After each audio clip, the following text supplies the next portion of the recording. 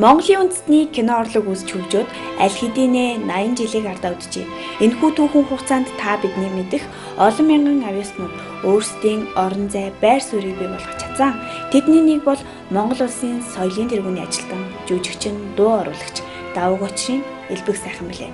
Түүний амьдрал, уран бүтээл, кино урлагт оруулсан үнэлшгүй хувь нэмэр гавьяаг энэхүү нэвтрүүлгээрээ нээн хүргэе.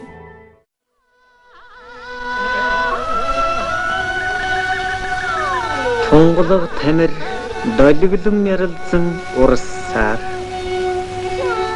үеийн үеэс тамирын хүндид төв төмөн хүний зовлон жаргал үргэлжилж төр үемж хуучин мөхөн шинэн тогтсон бодсоор ирлээ.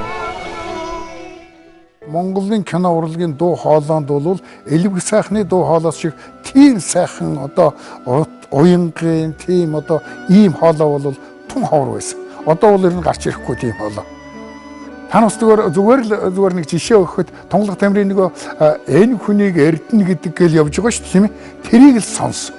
Тэр ямар гоё өнгө тоон тийм ээ. Тийм гоё тослог уянгын ийм хоолойтой хүн шүү дээ. Энэ хүнийг эрдэнэ гэдэг. Уг нь засагтхааны гол хөшөөнийхөө хаантайгаа заргалдаад нутагтаа хөл гიშгэх газаргүй хавчигдэж алсыг зорин эхнэр хүүхэдтэйгээ цагаачилж яваана юм. Энэ хүнийг Давуу Гочрын Элбэг сайхан гэдэг. Бидний зүрх сэтгэлд дуу хоолой, жүжиглэх ур чадвар, авьяас бэлгэрээ мөнхөрсөн тэрээр Булган аймгийн Хангал суманд 1939 онд Давуу Гочрын гэр бүлд мэндэлжээ. Аймгийнхаа соёлын ордонд жүжиг тоглож хөгжимддөг байсан нь түүнийг урлаг тайртай болгосон гэдэг. Давуу Гочрын Элбэг сайхан гэдэг сайхан жүжигчин улсын багшийн дээд сургуулийн кино драмын ангид дөнгөж төгсөөд Монгол кино үйлдвэрт хойрлогдож ирж байсныг би санаж байна. Тэгэхээр Элбэг сайхан бол улсын багшийн дээд сургуулийн кино драмын ангийн анхны төгсөлт, анхны одоо оюутан Нямын цэгмэдгой, Эренцэн нургой, Цааны цэгмэдгой, Гомбосрөнгой эднэрээр уран чадварын хичээл заалгаж төгссөн оюутнуудын нэг л дээ.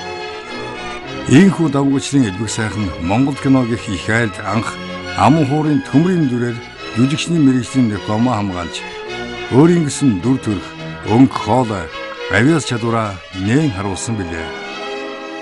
Анх би 1963 онд аман хуур кинонд Элбэг сайхантай хамт төмөр бадмын дүр тоглосон. Төмөрийн дүр бол Элбэгийн дипломын ажил байсан. Элбэг бол улсын багшийн дээд сургуулийн кино драмын ангийн анхны төгсөгчдийн нэг байсан. Ингээд дипломоо онц хамгааллаа гэд бидэнд маш баяртай ирээд ярьж байж үлээ. Элдв ширүүн зангүй барилгын бригадын анхлах залуугийн дүр миний занч нартай төстэй болохоор их таалагдсан хэмээн нэгэн ярилцлаганда өгүүлсэн нь төмрийн дүрдээ хайртай байсныг хүлээн.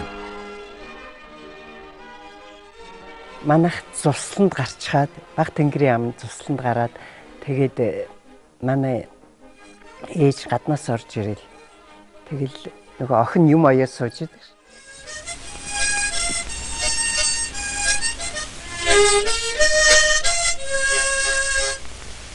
Нөгөө чинь ирчээд дуургаад байгаа биш үү дээ. Тэр үед нөгөө хуурчин дуурайд байгаа юм биш үү гэхтэл аман хуурын аяын тоглож байх ёстой байхгүй юу? Тэгэхэд Элбэг сайхан бол тэр аяыг бол ер нь одоо лувсан шаргуу аяыг бичсэн шүү дээ. Тэгэхэд тэр киноны одоо тэр аяыг зохиогд дуусаагүй байсан юм уу яасан. Тэгэхэд Элбэг сайхан дандаа ганди мод гэдэг ардын дууг л тоглодог гэсэн баг.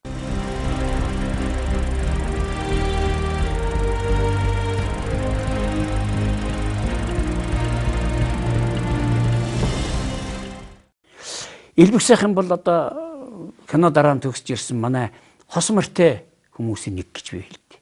Ягаад тос мортой гэдэг нь тэр хүн Монголын кинонд бол өөрөө тоглодог.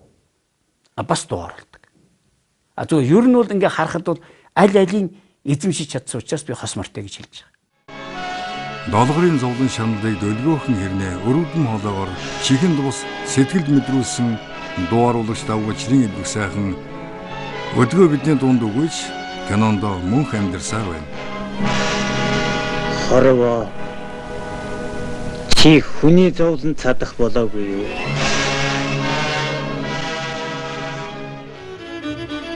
Мянган 1963 онд Монгол кино үйлдвэрт орчуулгын групп Чим досор дарагтайгаар байгуулагдахад сургуулаа дөнгөж төгссөн залуухан хархуу дуу оруулагчаар орж 600 гаруй кинонд дуу оруулсан бол чөлөө дуран бүтээлч болоод 3500 гаруй бүтээлд ажиллаж орчуулгын киноны хүндийг үргэлжлэж явсан юм.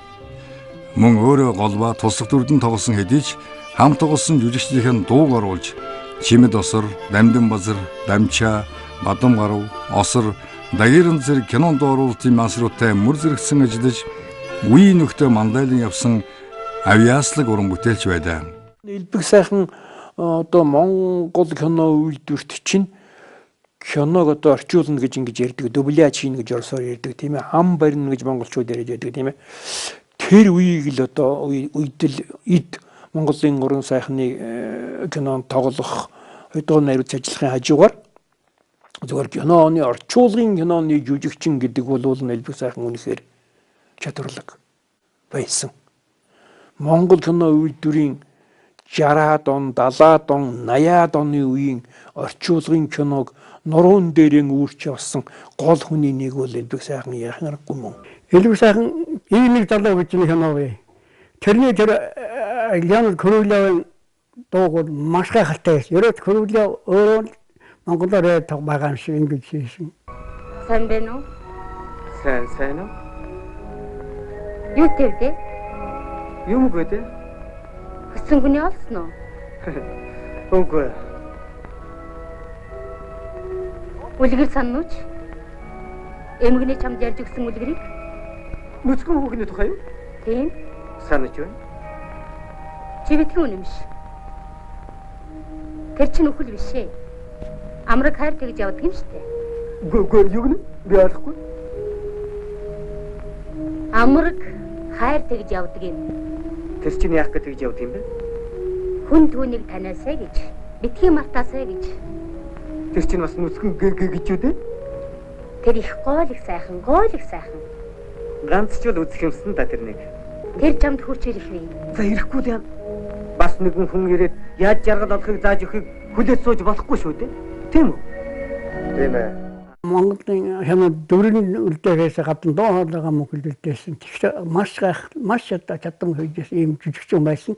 Яа гарахгүй одоо дуусах хэвээр ийм хүний нэг л дээ. Хүргэнхүү киног хаана худаг дээр зодтолддог тэр хэсэгт хүргэнхүүгийн дууг өөрөө хийжсэн гол оройлыг хийжсэн. Тэгээд тэр зодтолдог хэсэгт нь элбэг сайхан өөрөө тоглосон. Тэгээд ухаандаа өөрөө өөртөө ярих болохгүй юм. Тэгсэн чи энэ юу нэг хэвгүй юм аа.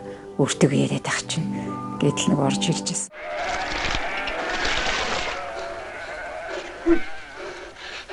Танаа юу гэж хэлж яаж мадахгүй нэг сарга танаа хоног гайхах. Тийм мадаас яах вэ? Танаа чинь хутгийг ямар алж онцлогсон нас юм.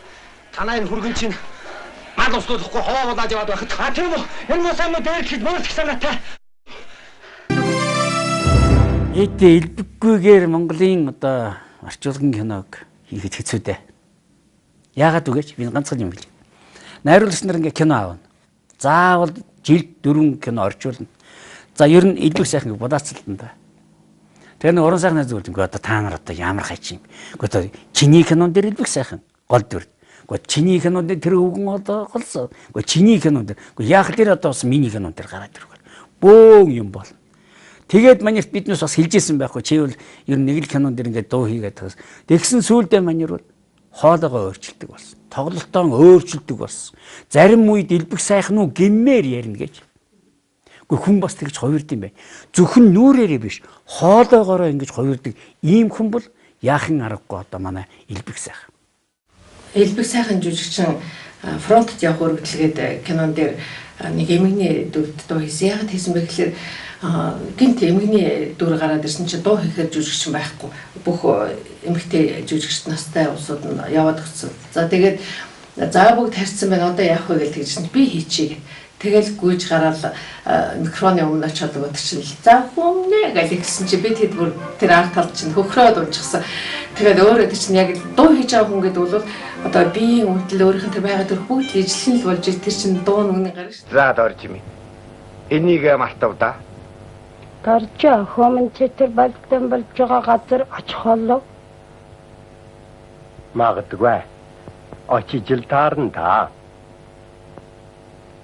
Улаан цэргүүдэд нэг үзэж шатас хүргээд өгчихгүй юу?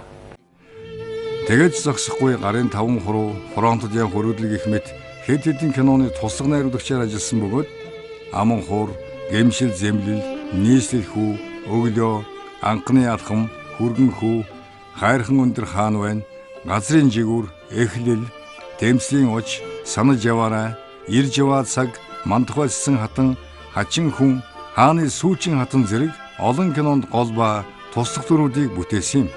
Амьдралын хатуу гэрхий туулсан ч эрхэм нандин эгэл даруй зүрх сэтгэлээ гээгээгүй эгэлгүй уран бүтээлч маань олон авиасыг өөртөө шингээсэн кино урлагт бүх зүрх сэтгэлээ зориулсан нугаршгүй уран бүтээлч байсан юм.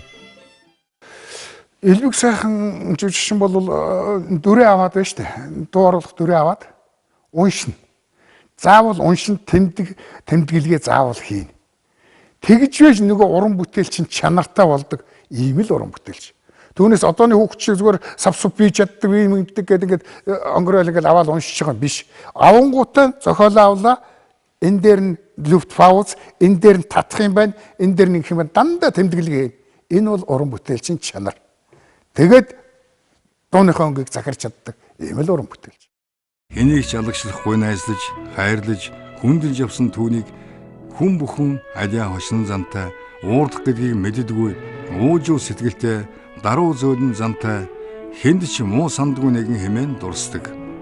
Монголын үеийн үзэгчдийн зүрх сэтгэлд хийж бүтээсэн мөнхрөн үлдсэн ч, авиа шагналд нь багтсан ч, энгийн хэрнээ эгэлгүй уран бүтээлчийг бид мартах ёсгүй.